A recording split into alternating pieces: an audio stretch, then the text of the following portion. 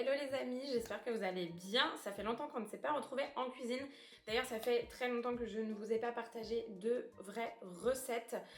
Pour le coup, ces derniers jours et ces dernières semaines ont été assez mouvementées entre les enfants qui tombent malades, entre la reprise après les vacances de l'école, de la nourrice.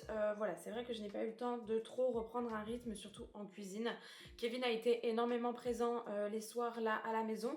Donc du coup, je ne cuisinais quasiment pas, vu que c'est lui qui cuisine quand il est à la maison. Mais bon, là, c'est la reprise du travail pour vraiment tout le monde. Donc là, je vais commencer à me réorganiser, notamment les week-ends.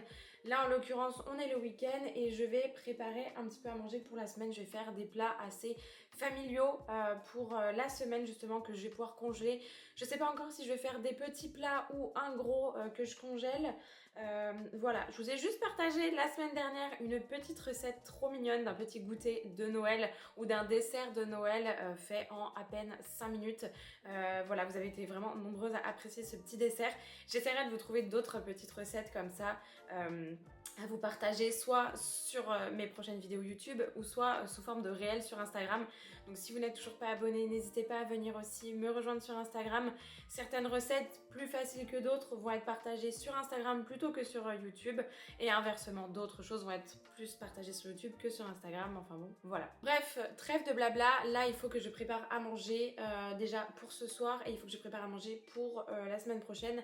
J'ai prévu de faire des plats plutôt classiques que je pense j'ai déjà fait et je vous ai déjà partagé. C'est vrai que je sors pas trop de ma zone de confort, mais là je vous avoue que avec les filles, on arrive à une période où notamment Valentina et Angelina commencent à s'affirmer au niveau des goûts, et elles commencent à être un petit peu pénibles sur certaines choses et sur certains aliments, or qu'avant elles disaient rien du tout.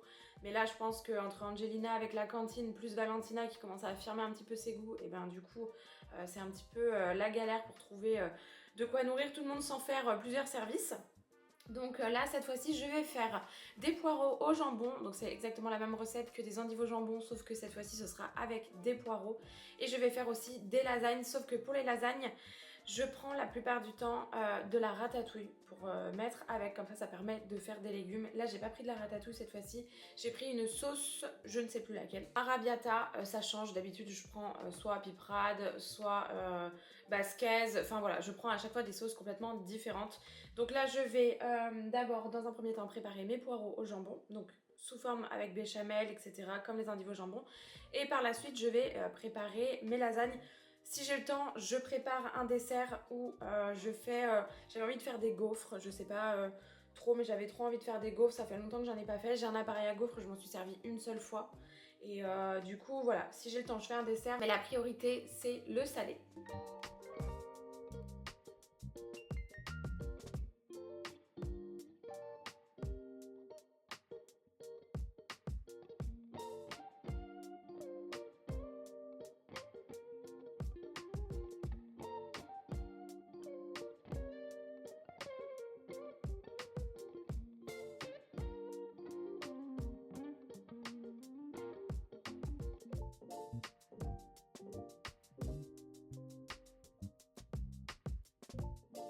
J'ai déjà fait chauffer mes poireaux. Je les ai mis 40 minutes à chauffer parce que ça peut vite, comme les endives, être indigeste. Et du coup, je les ai mises à chauffer vraiment à un bon moment. À l'eau, je les ai cuits en fait je les ai cuites dans l'eau. Et là, je vais les rouler du coup dans du jambon. Et ensuite, je vais juste préparer ma béchamel avec. Et après, je mettrai par-dessus. J'ai pris directement, vous savez, des pieds de poireaux. Enfin, je sais pas si on dit ça comme ça. En gros, vous voyez, il n'y a que ces morceaux-là. J'avais pas toute la partie verte des poireaux pour aller avec. Là, j'ai vraiment pris uniquement ces morceaux-là. Bon, je sais qu'ils sont un peu plus chers. Mais bon, en soi, c'est pas trop grave. Je vais prendre une planche à découper. 1, 2, 3, 4, 5, 6, 7, 8. 4, 5, 7, 8.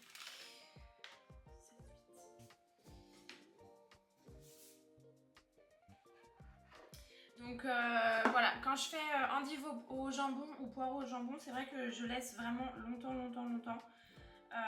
pour que ce soit bien digeste. Ça peut vite être un peu compliqué de manger des poireaux, vous voyez, quand ils sont pas bien cuits. Donc du coup, Je préfère moi laisser vraiment jusqu'à ce que ça fonde bien. Après je plante un couteau dedans pendant la cuisson et puis je vois si c'est bien cuit. Si la lame elle rentre parfaitement, c'est que effectivement là c'est bien cuit.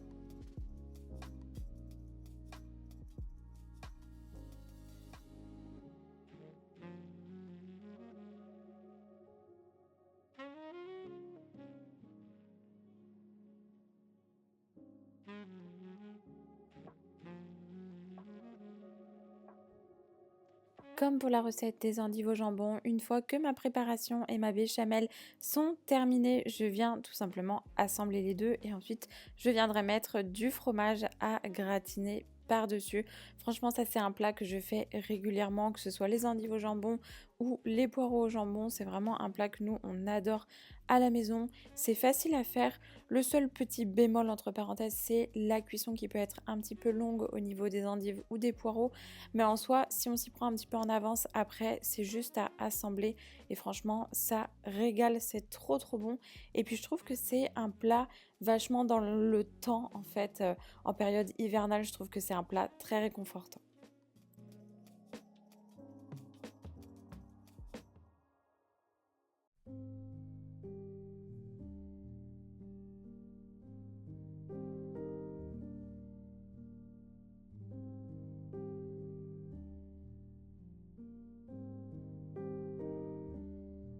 Et voilà, j'ai un premier repas pour la semaine qui est prêt. Donc c'est les poireaux au jambon. Je vais laisser là à l'air libre que la béchamel refroidisse avant de mettre au frigo.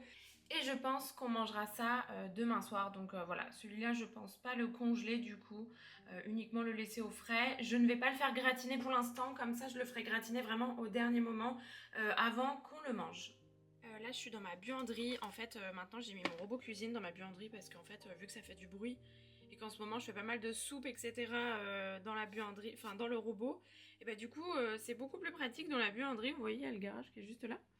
Donc voilà, au moins ça fait pas trop de bruit. Donc là j'ai mis de quoi faire ma préparation pour pâte à gaufres et je vais tester, c'est la première fois que je la fais au robot. Si jamais ça fonctionne je vous donnerai, enfin je vous écrirai la recette en barre d'infos, on verra bien. Je sais que la pâte à gaufres ça a besoin de repos aussi, donc c'est pour ça que je la fais maintenant. Et comme ça après on verra bien ce que ça va donner. J'espère que ça va être bon. J'ai préparé en 1 minute en fait ma pâte à gaufres. Elle est en train de reposer ici parce qu'il faut la laisser 20 minutes à peu près reposer le temps qu'elle gonfle un petit peu. C'est vrai qu'avec le robot, c'est la première fois que je fais ça, mais en fait c'est hyper facile. Il y a juste à mettre tous les ingrédients dedans, ça mixe ça pendant à peu près 40 secondes. Et après en fait c'est prêt. Donc vraiment quand je vous dis que ça prend 1 minute, ça prend vraiment 1 minute. Après à voir aussi avec la cuisson et tout, mais c'est vrai que j'en fais jamais, je pense jamais en faire. Et en plus de ça, là, la recette que j'ai utilisée, je vous avoue qu'il n'y a qu'un œuf, il n'y a vraiment pas beaucoup de pâtes. Et du coup, c'est bien parce qu'au moins, il n'y aura pas de gaspillage et je vais pouvoir faire des petites gaufres pour les filles. Donc voilà, ça sera fait pour tout à l'heure. Là, en attendant, je suis en train de couper un oignon et je vais le faire revenir dans ma casserole avec la viande hachée et je vais commencer à préparer du coup mes lasagnes. Je sais pas encore si je fais ça dans un gros plat ou si je fais ça dans 2 petits que je vais pouvoir congeler. J'ai 2 petits plats qui sont plutôt pratiques avec un couvercle par-dessus en verre. Je sais que je peux les congeler et après par exemple les mettre au four. Donc je vais voir selon la quantité de viande que j'ai pris. Je crois que j'ai pris 400 g de viande hachée. Donc normalement ça devrait le faire pour 2 plats. Mais du coup je vais voir.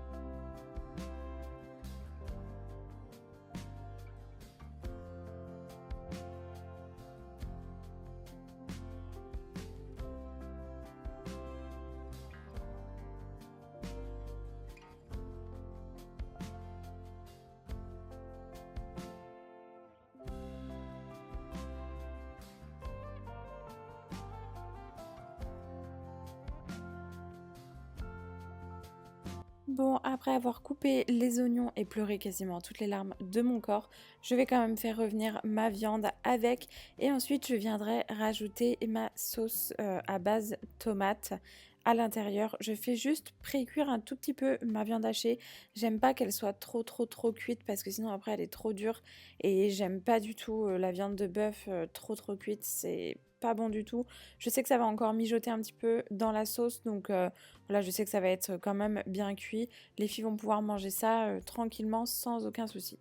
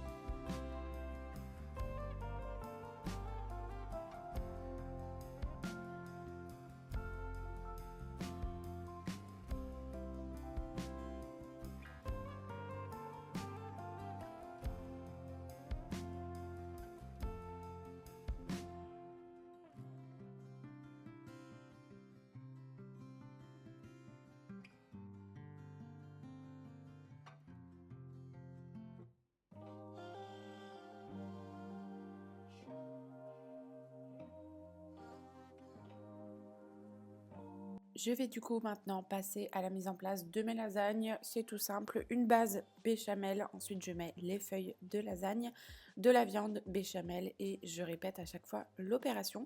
Et du coup je vais réussir à faire deux plats avec tout ce que j'ai pu préparer. Donc un que je vais laisser du coup au frais et l'autre que je vais congeler.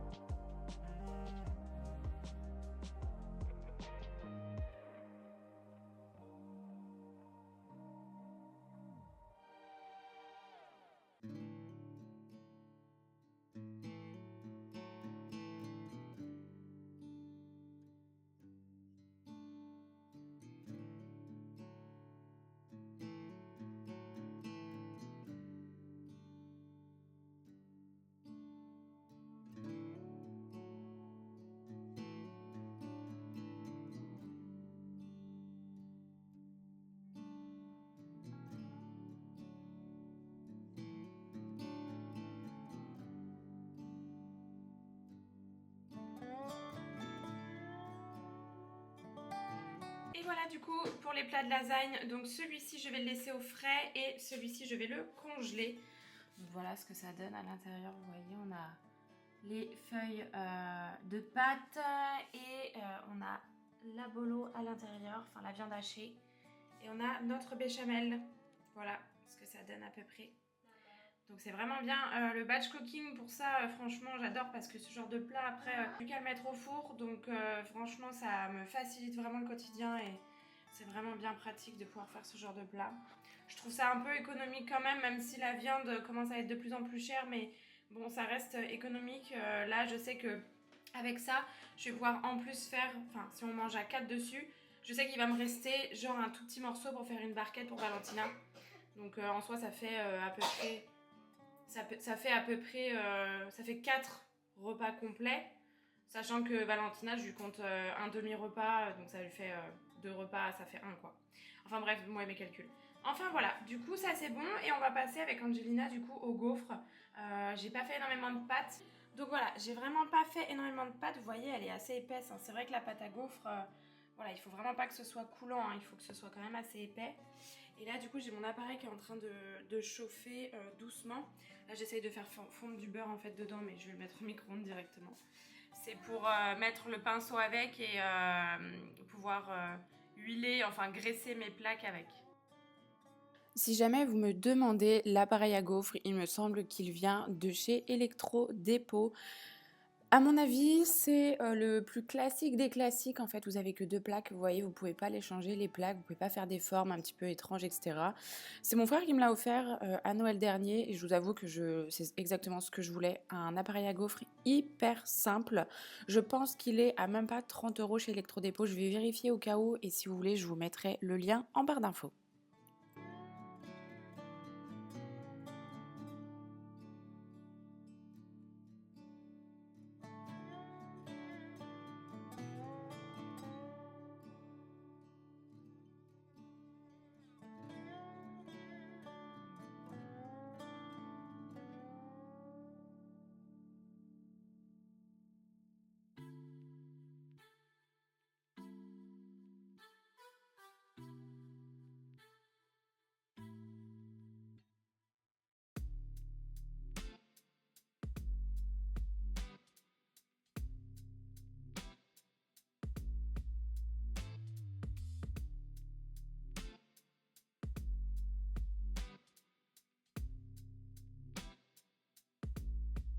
Bon, là, clairement, je n'ai plus aucune excuse pour pouvoir faire des gaufres. Déjà, la préparation de la pâte, que ce soit au robot ou même manuellement, elle est hyper simple. Et surtout qu'en fait, ça prend à peine 2 minutes aussi dans l'appareil à gaufres. Donc voilà, je sais que j'ai plein d'idées en plus pour en faire des sucrés ou des salés.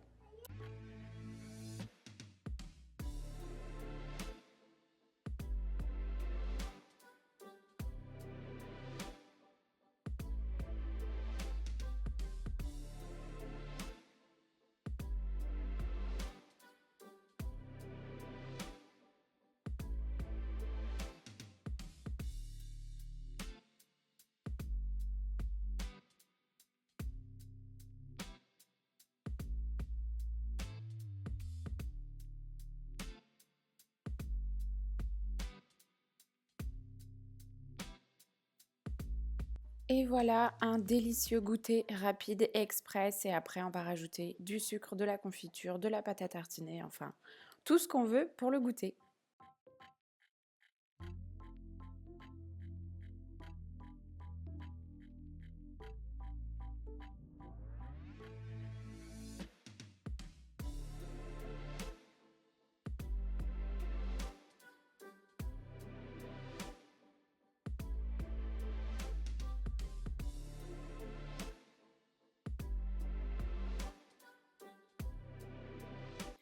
Je vous reprends ce soir. Cet après-midi, nous sommes allés voir les illuminations de Noël dans la ville à côté de chez nous. C'était trop joli. J'ai pas filmé parce que je vous avoue que c'était un petit moment en famille et j'avais pas trop envie de filmer ça.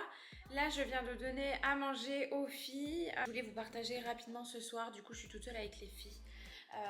J'ai du linge à ranger et je vais me poser un petit peu aussi. Je voulais vous montrer, j'ai commandé pendant les Black Friday pas mal de petites choses sympas. J'ai reçu ça tout à l'heure, mais il manque un truc trop beau. La pièce parfaite de ma tenue. Donc j'ai commandé juste sur H&M. Je vous avoue que j'avais pas non plus 400 € à claquer pendant les Black Friday. Pour commencer, j'ai pris des lots de chaussettes comme ça. En fait, je n'ai pas de chaussettes grandes comme ça. Moi, j'ai que des sockets. Et alors, vous allez me prendre pour une tarée, mais en fait, c'est une technique trop intelligente, je trouve. C'est que, en fait, à chaque fois que je fais mes lessives, je ne trouve jamais les mêmes chaussettes. Et du coup, ça m'agace. Et en fait, il y a un petit moment de ça, déjà, je crois, il y a 2 ans, j'avais pété un câble dans ma tête. Et en fait, j'ai acheté, je crois, une trentaine de paires de sockets noirs. Et en fait, comme ça, à chaque fois que je fais des machines, et ben en fait, j'ai pas besoin de retrouver sa copine en fait, vu que c'est toutes des sockets noires. Et ben du coup, j'ai que des sockets noirs, voilà.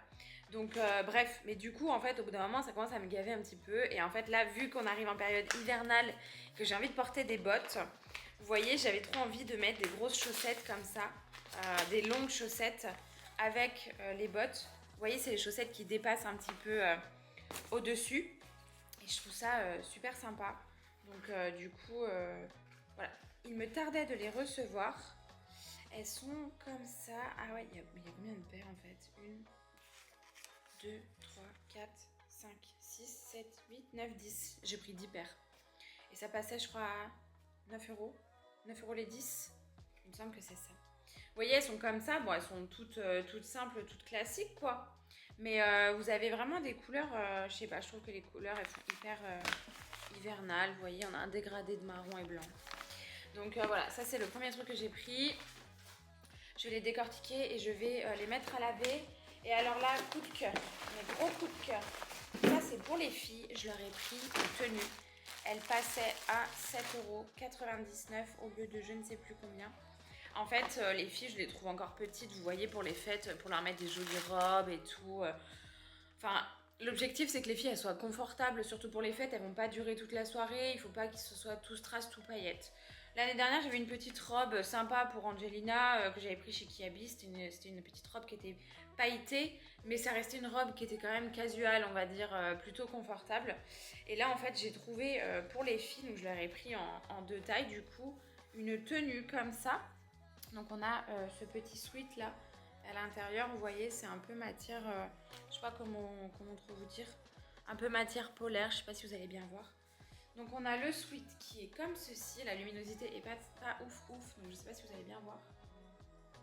Le sweat est comme ça, et vous avez le bas qui va avec, le legging qui va avec, voilà. Donc ça c'est l'ensemble que je leur ai pris à toutes les deux, vous voyez, j'ai pris en 2 tailles, du coup. Donc celui-là il est plus grand, celui-là c'est pour Angelina. Et voilà, c'est tout simplement leur petite tenue pour les fêtes. Après au pire je peux leur mettre que le sweat avec un legging lambda. Enfin voilà, j'avais envie de leur prendre une petite tenue mais sans non plus faire de choses extravagantes. Un truc plutôt confortable, plutôt que classe on va dire. Et j'ai trouvé cette petite tenue, je la trouvais vraiment sympa. Donc voilà, je vous avais partagé d'ailleurs sur Instagram le bon plan de cette tenue là qui passait à 7,90 €. Et il y avait eu beaucoup de clics d'ailleurs. Je me suis pris aussi, alors ça, j'en achète tous les ans. Et tous les ans, je les perds. C'est des bandeaux, vous savez, pour les cheveux. Pour les oreilles, pour les cheveux. Voilà, des petits bandeaux un peu hiver. Je sais pas si j'ai ma pince derrière, là. Ça va peut-être bloquer. Vous voyez, un truc comme ça, là. Bon, après, il faut imaginer avec les cheveux détachés, bien, plutôt avec le teint glowy. Parce que là, on est en teint fin de journée horrible. Donc voilà, celui-là, je sais plus combien je l'ai payé, mais que dalle aussi. J'avais envie d'en prendre un comme ça. Je me suis pris avec un pantalon noir. Et c'est un pantalon en fait qui est assez ample en ce moment. Je sais pas, j'ai une passion pour les pantalons amples. Mais pas les jeans larges, vous savez, les bootcut. Je déteste les bootcut. Enfin, je déteste, j'en ai un. Mais vous savez, les vraiment pas de dev bootcut, j'avais du mal. J'en vendais quand j'étais en prêt-à-porter avant en jeanerie. J'avais trop du mal et c'était quand la mode commençait à revenir, le bootcut, on m'en demandait tout le temps alors que j'en avais pas. Enfin, je venais juste de les recevoir, c'était la nouvelle collection. Je vous parle de ça, c'était il y a 5 ou 6 ans, un truc comme ça. Et là, non, c'est vraiment un pantalon noir classique. Et vous voyez, la matière, c'est une matière un peu type pantalon, je sais pas comment vous dire, les trucs un peu professionnels, là, vous savez, les matières hyper classe. Et en fait, c'est un élastique au niveau de la taille. J'ai pris en taille L. C'est un tout petit peu large au niveau de la taille. Mais en même temps, le cucu n'est pas trop serré. Donc ça va le faire. Et du coup, ce pantalon-là était censé arriver avec un pull blanc avec des manches chauve-souris. Sauf que je ne l'ai pas encore reçu. Il arrive dans un autre colis que je devrais recevoir demain.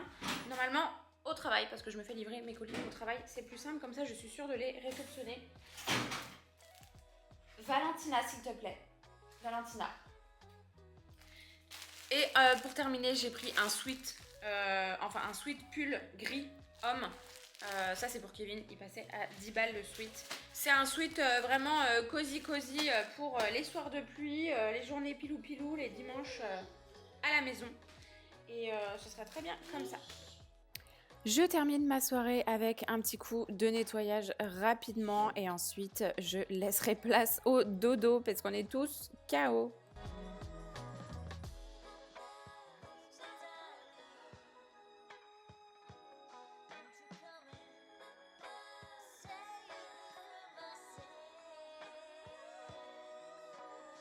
Ne jugez absolument pas mon outfit du soir. Clairement, j'ai mis mon bas de pyjama, mes gros chaussons. C'est le bazar à la maison. D'ailleurs, je vous embarque pour la semaine prochaine, dimanche prochain, dans une grosse remise en ordre. Après plusieurs jours de laisser aller, je vous jure que là, vraiment, à l'intérieur, on s'est vraiment laissé aller. C'est le bazar. Et là, c'est même pas juste du rangement qu'il faut. C'est un coup de Karcher dans la baraque. Donc, restez bien connectés. Et dimanche prochain, je vous partagerai une vidéo 100% organisation, rangement, ménage, remise en ordre et karchérisation de la baraque.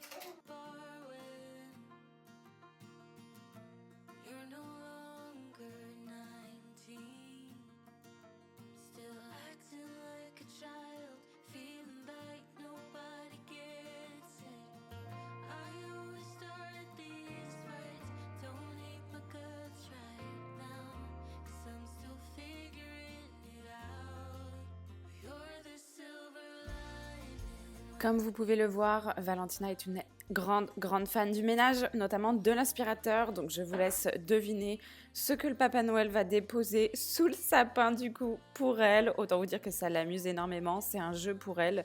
Moi je trouve ça plutôt ludique et plutôt rigolo. Donc voilà, je la laisse faire un petit peu malgré que l'aspirateur soit 1000 fois trop lourd pour elle. Donc voilà, on va voir si le Papa Noël peut en ramener un en version miniature.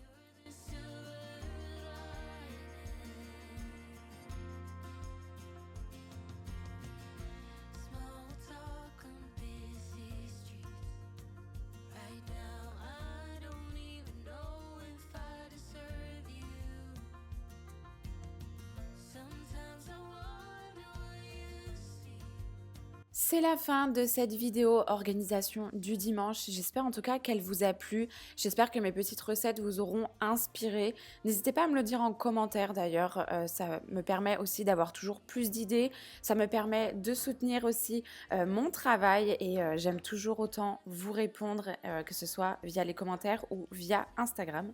N'hésitez pas d'ailleurs à me rejoindre sur Instagram où je partage toujours 100% de mon quotidien. C'est vrai que YouTube, ça demande plus de travail de par les montages, mais Instagram, c'est vrai que je partage plus facilement. En tout cas, je vous souhaite un bon dimanche. Je vais aller m'occuper de mes monstres et on se retrouve dimanche prochain. À très vite!